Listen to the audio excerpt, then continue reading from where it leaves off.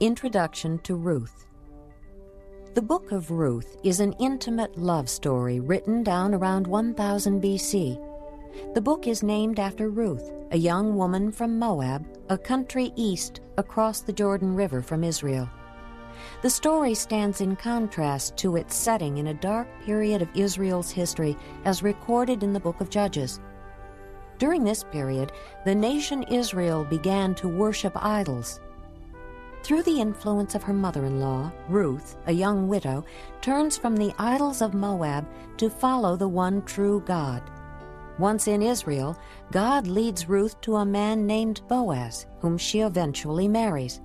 As a result, Ruth became the great-grandmother of Israel's great King David, thus placing her in the line of Messiah. As you listen, notice how God pursues us and provides salvation for those who follow him. Ruth, chapter 1. In the days when the judges ruled, there was a famine in the land, and a man from Bethlehem in Judah, together with his wife and 2 sons, went to live for a while in the country of Moab. The man's name was Elimelech, his wife's name Naomi, and the names of his 2 sons were Mahlon and Chilion. They were Ephrathites from Bethlehem, Judah, and they went to Moab and lived there. Now Elimelech, Naomi's husband, died, and she was left with her 2 sons. They married Moabite women, one named Orpah and the other Ruth. After they had lived there about 10 years, both Mahlon and Chilion also died, and Naomi was left without her 2 sons and her husband. When she heard in Moab that the Lord had come to the aid of his people by providing food for them, Naomi and her daughters-in-law prepared to return home from there. With her 2 daughters-in-law, she left the place where she had been living and set out on the road that would take them back to the land of Judah. Then Naomi said to her 2 daughters-in-law, "Go back, each of you, to your mother's home. May the Lord show kindness to you, as you have shown to your dead and to me. May the Lord grant that each of you will find rest in the home of another husband." Then she kissed them, and they wept aloud and said to her, "We will go back with you to your people." But Naomi said, "Return home, my daughters. Why would you come with me? Am I going to have any more sons who could become your husbands? Return home, my daughters. I am too old to have another husband. Even if I thought there was still hope for me, even if I had a husband tonight and then gave birth to sons, would you wait until they grew up? Would you remain unmarried for them? No, my daughters. It is more bitter for me than for you, because the Lord's hand has gone out against me." At this they wept again. Then Orpah kissed her mother-in-law goodbye, but Ruth clung to her. "Look," said Naomi, "your sister-in-law is going back to her people and her gods. Go back with her." but Ruth replied, "Don't urge me to leave you or to turn back from you. Where you go, I will go, and where you stay, I will stay. Your people will be my people, and your God, my God. Where you die, I will die, and there I will be buried.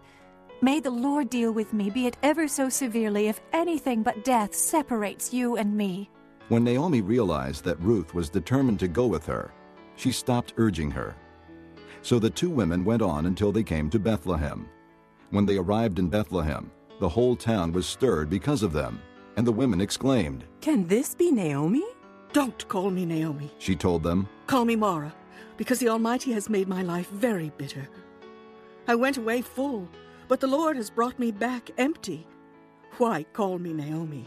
The Lord has afflicted me. The Almighty has brought misfortune upon me." So Naomi returned from Moab, accompanied by Ruth the Moabitess, her daughter-in-law, arriving in Bethlehem as the barley harvest was beginning. Chapter 2. Now Naomi had a relative on her husband's side from the clan of Elimelech, a man of standing, whose name was Boaz. And Ruth the Moabitess said to Naomi, "Let me go to the fields and pick up the leftover grain behind anyone in whose eyes I find favor." Naomi said to her, "Go ahead, my daughter." So she went out and began to glean in the fields behind the harvesters. As it turned out, she found herself working in a field belonging to Boaz, who was from the clan of Elimelech. Just then Boaz arrived from Bethlehem and greeted the harvesters. "The Lord be with you." "The Lord bless you," they called back. Boaz asked the foreman of his harvesters. "Whose young woman is that?" The foreman replied, "She is the Moabitess, who came back from Moab with Naomi. She said, 'Please let me glean and gather among the sheaves behind the harvesters.' She went into the field and has worked steadily from morning till now, except for a short rest in the shelter." So Boaz said to Ruth, "My daughter, listen to me. Don't go and glean in another field, and don't go away from here. Stay here with my servant girls. Watch the field where the men are harvesting, and follow along after the girls. I've told the men not to touch you. And whenever you are thirsty, go and get a drink from the water jars the men have filled." At this, she bowed down with her face to the ground. She exclaimed, Why have I found such favor in your eyes that you notice me, a foreigner? Boaz replied, "I've been told all about what you have done for your mother-in-law since the death of your husband. How you left your father and mother and your homeland and came to live with the people you did not know before. May the Lord repay you for what you have done. May you be richly rewarded by the Lord, the God of Israel, under whose wings you have come to take refuge." May I continue to find favor in your eyes, my lord. she said. You have given me comfort and have spoken kindly to your servant, though I do not have the standing of one of your servant girls. At mealtime, Boaz said to her, "Come over here. Have some bread and dip it in the wine vinegar." When she sat down with the harvesters, he offered her some roasted grain. She ate all she wanted and had some left over. As she got up to glean, Boaz gave orders to his men. Even if she gathers among the sheaves, don't embarrass her. Rather, pull out some stalks for her from the bundles and leave them for her to pick up, and don't rebuke her. So Ruth gleaned in the field until evening. Then she threshed the barley she had gathered, and it amounted to about an ephah. She carried it back to town, and her mother-in-law saw how much she had gathered. Ruth also brought out and gave her what she had left over after she had eaten enough. Her mother-in-law asked her, "Where did you glean today? Where did you work? Blessed be the man who took notice of you." Then Ruth told her mother-in-law about the one at whose place she had been working. The name of the man I worked with today is Boaz. She said, "The Lord bless him. Naomi said to her daughter-in-law. He has not stopped showing his kindness to the living and the dead." She added, That man is our close relative. He is one of our kinsman redeemers. Then Ruth the Moabitess said, He even said to me, Stay with my workers until they finish harvesting all my grain. Naomi said to Ruth, her daughter-in-law, It will be good for you, my daughter, to go with his girls, because in someone else's field you might be harmed. So Ruth stayed close to the servant girls of Boaz to glean until the barley and wheat harvests were finished, and she lived with her mother-in-law. Chapter 3. One day, Naomi, her mother-in-law, said to her, My daughter, should I not try to find a home for you, where you will be well provided for?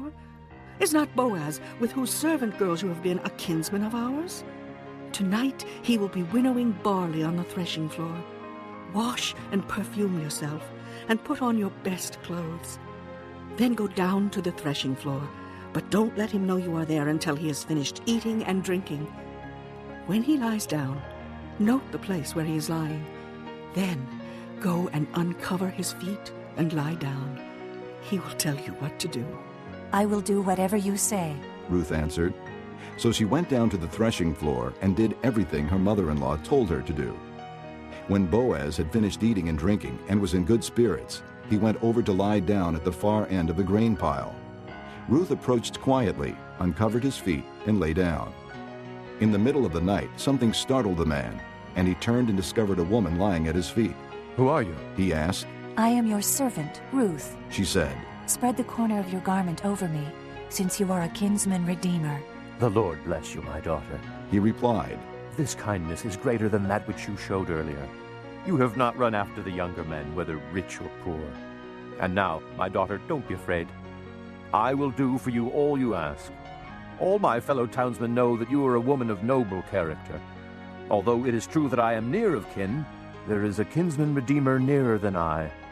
Stay here for the night, and in the morning if he wants to redeem, good, let him redeem.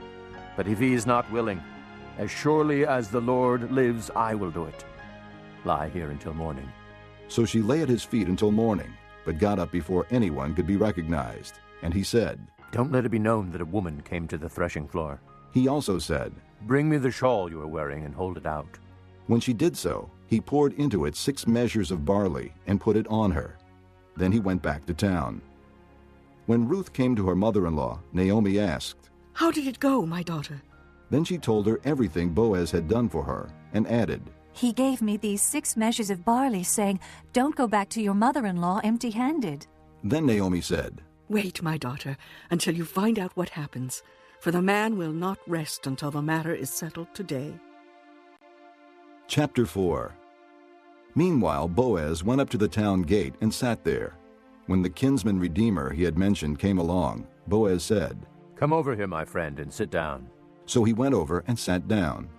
Boaz took 10 of the elders of the town and said, "Sit here." And they did so. Then he said to the kinsman redeemer, Naomi, who has come back from Moab, is selling the piece of land that belonged to our brother Elimelech. I thought I should bring the matter to your attention and suggest that you buy it in the presence of these seated here and in the presence of the elders of my people. If you will redeem it, do so. But if you will not, tell me, so I will know. For no one has the right to do it except you, and I am next in line." "I will redeem it," he said. Then Boaz said, "On the day you buy the land from Naomi and from Ruth the Moabitess, you acquire the dead man's widow in order to maintain the name of the dead with his property." At this the kinsman redeemer said, "Then I cannot redeem it, because I might endanger my own estate. You redeem it yourself. I cannot do it." Now in earlier times in Israel, for the redemption and transfer of property to become final, one party took off his sandal and gave it to the other. This was the method of legalizing transactions in Israel. So the kinsman redeemer said to Boaz, "Buy it yourself." And he removed his sandal. Then Boaz announced to the elders and all the people, "Today you are witnesses that I have bought from Naomi all the property of Elimelech, Kilion, and Mahlon. I have also acquired Ruth the Moabitess, Mahlon's widow, as my wife, in order to maintain the name of the dead with his property, so that his name will not disappear from among his family or from the town records. Today you are witnesses." Then the elders and all those at the gate said, "We are witnesses. May the Lord make the woman who is coming into your home like Rachel and Leah, who together built up the house of Israel. May you have standing in Ephrathah and be famous in Bethlehem. Through the offspring the Lord gives you by this young woman, may your family be like that of Perez, whom Tamar bore to Judah." So Boaz took Ruth, and she became his wife. Then he went to her, and the Lord enabled her to conceive, and she gave birth to a son. The women said to Naomi, "Praise be to the Lord, who this day has not left you without a kinsman redeemer. May he become famous throughout Israel. He will renew your life and sustain you in your old age. For your daughter-in-law, who loves you and who is better to you than 7 sons, has given him birth." Then Naomi took the child, laid him in her lap, and cared for him. The women living there said, "Naomi has a son." And they named him Obed. He was the father of Jesse, the father of David. This, then, is the family line of Perez. Perez was the father of Hezron. Hezron the father of Ram. Ram the father of Amminadab. Amminadab the father of Nahshon. Nahshon the father of Salmon. Salmon the father of Boaz. Boaz the father of Obed. Obed the father of Jesse. And Jesse the father of David.